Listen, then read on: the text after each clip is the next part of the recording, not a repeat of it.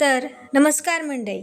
आज आपण आपल्या सनई चौघडे या मालिकेच्या भागात असं पाहायला मिळणार आहे की आज या गौतम बांदेकरचं सगळं सत्य पहिले म्हणजे अर्चनाच्या आणि सगळ्यांच्या समोर येणार आहे आणि त्याला अटक होणार आहे आणि जयशरूच्या परत एकदा प्रेमाची घंटी वाजते, पण ती त्यांना ऐकू येत नाही. हे सगळं कसं होणार आहे, तर ते असं होणार आहे. चला आपण पाहूया आणि असेच मालिकांमध्ये काय घडते आणि काय घडणार आहे किंवा कसं घडतंय हे पाहण्यासाठी आपल्या चॅनलला सबस्क्राईब करायला विसरू नका. तर चला आपण पाहूया. तर आपण काल पाहिल्याप्रमाणे जय हा मीटिंग असते म्हणून ऑफिसमध्ये निघाला असतो आणि मग त्यांची मीटिंग चालू असते. तर जयला येतो कॉल, तर तो कोणाचा तर बघूया. आणि एका बाजूला गौतम अर्चनाला सोडवत असतो, पण तो मध्यभागीच सोडतो, म्हणजे अर्ध्या रस्त्यातच तिला सोडतो, कारण त्याला परबांच्या घरी जायचं असतं जेवायला. तर त्याच्यामुळे तो तिला सांगतो की मला आता काम आहे, मी जातो म्हणून, आणि परत जर तू त्या घराच्या तिथे दिसलेस तर बघ मग. तर ती बोलते का असं का, मी का नको जाऊ त्या घरात. तर तो तिला बोलतो की आपल्याला आता जायचं आहे ना, तर मग तयारी करायला नको का. पण तो पूर्ण तिला काही सांगत नसतो. इकडे शरूचा जयला कॉल आलेला असतो. तिला जरा बोलायचं असतं की आता काहीतरी गडबड आहे. तिने सगळं बघितलेलं असतं. आता जय समोर ते सर असतात. मग तो त्यांना बोलतो की तुम्ही जरा बाहेर वेट करता का, जरा पर्सनल कॉल आलेला आहे म्हणून. तर मग मॅक बोलतो की हो हो, मग असं करून तो निघून जातो. इकडे शरू जयला बोलते की आज गौतम बांदेकर वाण घ्यायला आला होता आणि मला त्याची खूप गडबड वाटली. म्हणजे त्याचे हातपाय एकदम असे सापासारखे सळसळ करत होते. ते का करत होते ते माहिती नाही, पण आज नक्की काहीतरी गडबड झाली आहे म्हणून. तर आपल्याला त्याचं लवकरात लवकर सत्य बाहेर काढायला हवं आणि आपल्याला काहीतरी हालचाल केली पाहिजे, असं ती त्याला बोलत असते. मग जय बोलतो की हो तू मला भेट, आपण सगळं करूया म्हणून. तर त्यांच्यात ते बोलणं होतं की आता ह्याचं काहीतरी आपल्याला, म्हणजे ह्याचा पुरावा आपल्याला मिळवलाच पाहिजे. आणि आता लग्नसुद्धा जवळ आलेलं असतं.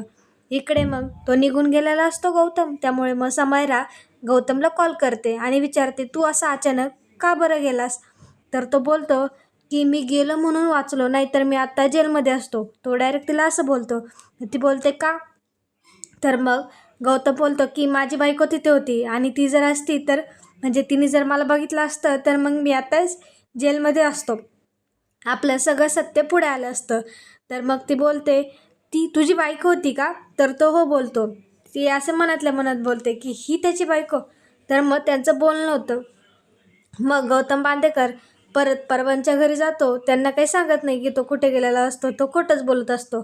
मग तो तिकडे जेवण करतो.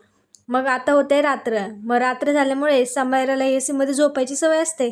तिला इकडे खूप गरम होतं. ती उठते आणि बोलते की किती छान झोपल्यात ह्या आणि मला खूप गरम होते. आणि बाहेर गौतम आणि जय आलेला असतात. गौतम हा आसूला भेटायला आलेला असतो. तर मग जय बोलतो की तू मला उगाच अडकवतोयस यात. मी मुलींसोबत कधीही न बोलणारा आज भावासोबत मुलीला भेटायला आलो, ते सुद्धा मध्यरात्री मुलीच्या घराबाहेर. तर तो असं बोलत असतो.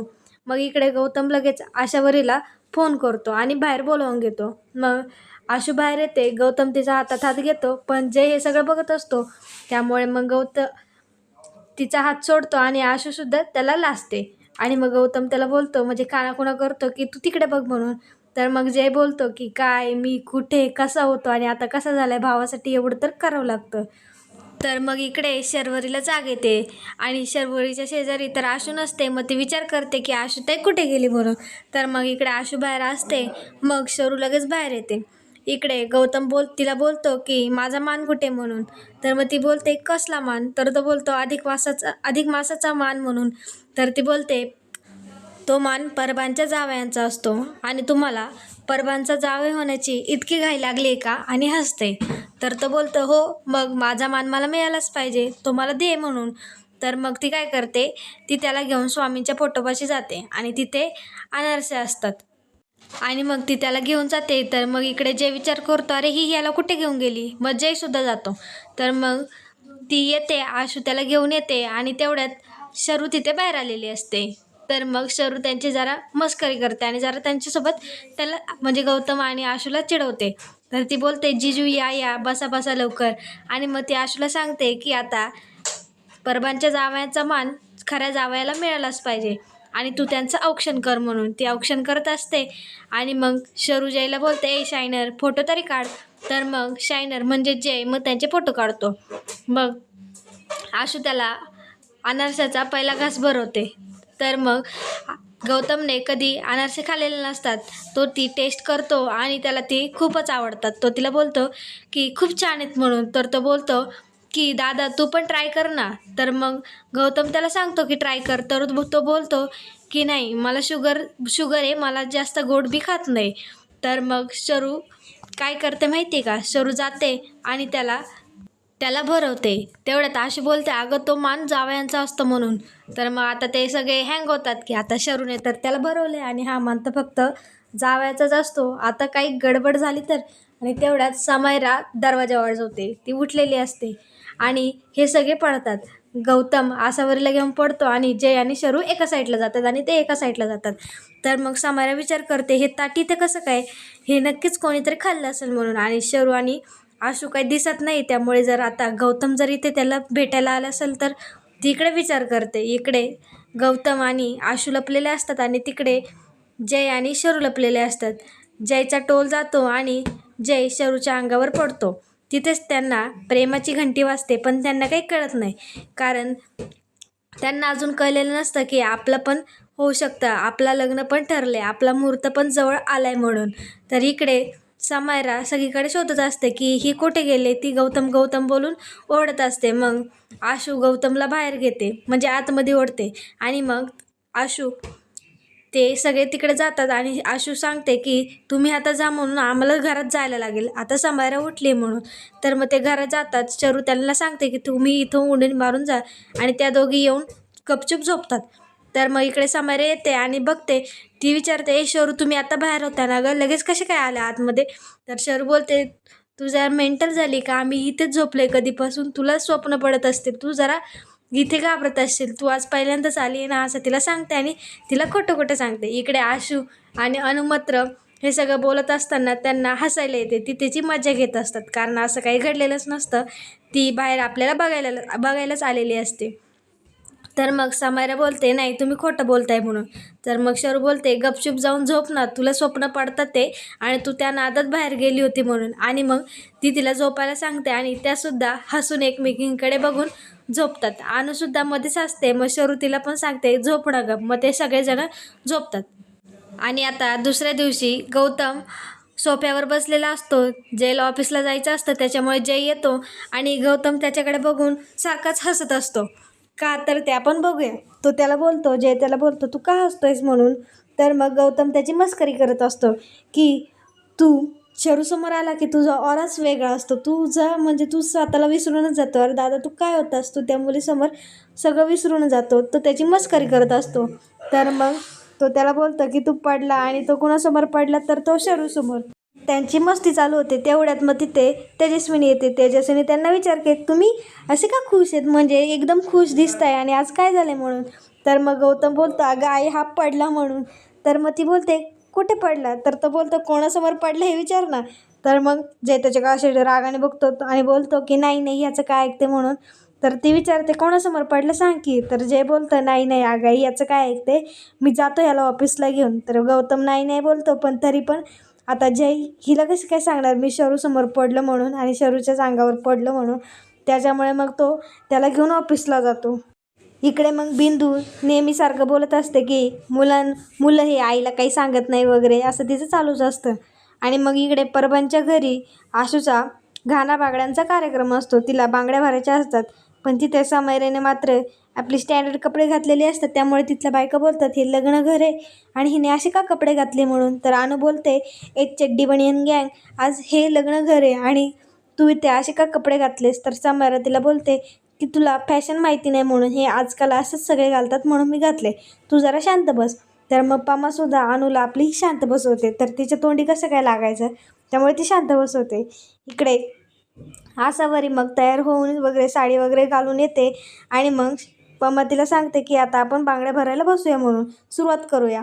तर मग अनु विचारते की आपण बांगड्या का घालायच्या असतात, बांगड्या घालण्याचा नेमका उद्देश काय आहे.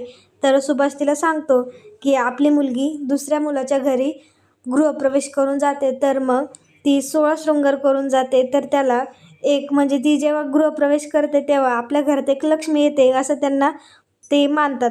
अशी आपली परंपरा आहे, संस्कृती. त्यामुळे आपण आपल्या मुलीला पूर्णपणे सजवून नटून थटून 16 शृंगार करून मुलाच्या घरी पाठवायचं असतं. आणि मग आशूची बांगड्या भरण्याचा कार्यक्रम होतो.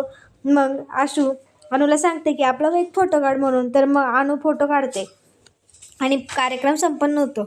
इकडे गौतम बांदेकर आणि अर्चना इकडे तो त्याला सांगतो की आता आपल्याला जायचं, त्यामुळे त्यांची पॅकिंग चालू असते. अर्चना त्याची सगळी म्हणजे तिची सगळी कपडे भरते आणि गौतम तिला बोलतो की मी खूप लकी आहे म्हणून, मला तुझ्यासारखी बायको भेटली, असं तो तिला खोटं खोटं सांगत असतो. पण तिला काही अजून त्याचं सत्य माहिती नसतं त्याच्यामुळे. आणि आत्ता तिला हे सत्य कळणार आहे, ते कसं, आणि तिला म्हणजे कसं काय सत्य कळेल, की ती काय बघेल, तो ती त्याचा फोटो बघेल का काय वेगळे मुलींसोबतचे फोटो बघेल. तर मग ते कसं ते पाहूया. तर मग तो बोलतो की मला ऑफिसला जायचं आहे, मी दागिने घेऊन जातो आणि तू इकडे सगळं घर साफ कर आणि तुझी बॅग भर. आणि गौतम त्याच्या कपाटाची चावी ही तिथेच विसरून जातो ऑफिसला. तर मग अर्चना असा विचार करते की आता ह्यांनी ही चावी इथंच विसरले, मग आपण कपाट उघडूया आणि त्यांचीसुद्धा बॅग भरूया, म्हणजे ते खुश होतील, म्हणून ती असा विचार करते.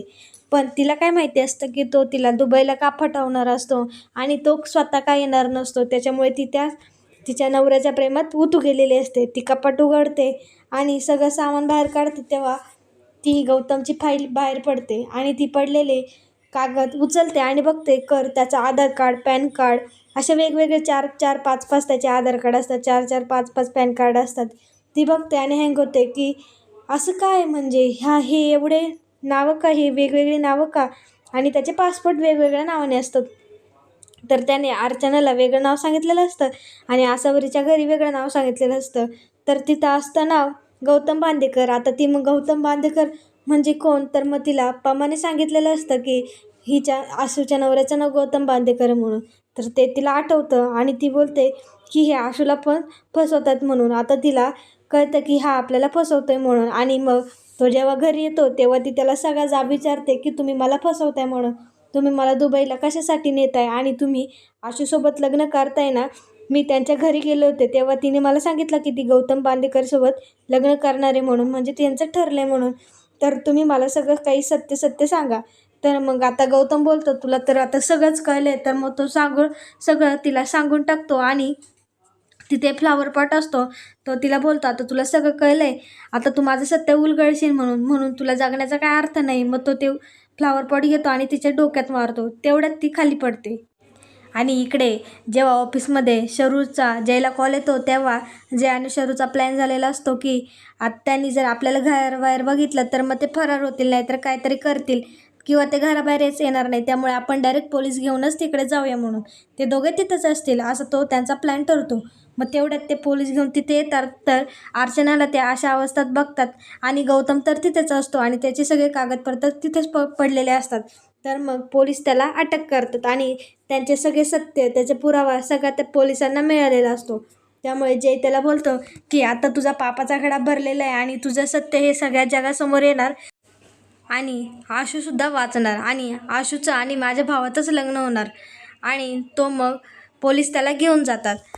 तर मंडळी एवढं सगळं या मालिकेत म्हणजे आजच्या भागात घडतं.